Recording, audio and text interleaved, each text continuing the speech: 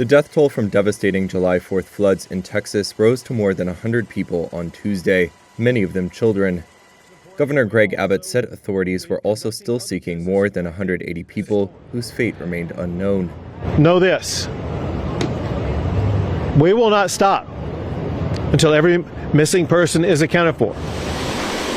The bulk of fatalities and the search for additional victims were concentrated in Kerr County and the county seat of Kerrville. The town of 25,000 residents transformed into a disaster zone when torrential rain struck the region last Friday in the early morning. More than a foot of rain fell in less than an hour, twice as much as had been forecast, flooding the Guadalupe River basin.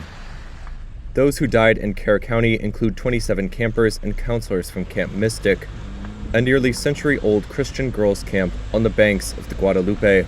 The camp director also perished. Abbott said on Tuesday that 5 girls and a camp counselor were still unaccounted for, as well as another child not associated with the camp.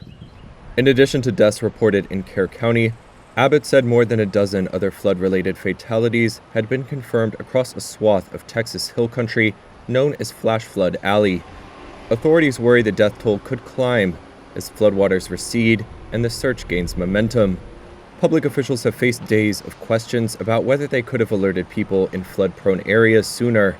On Tuesday, Kerr County Sheriff Larry Letha rebuffed questions about the county's emergency operations and preparedness.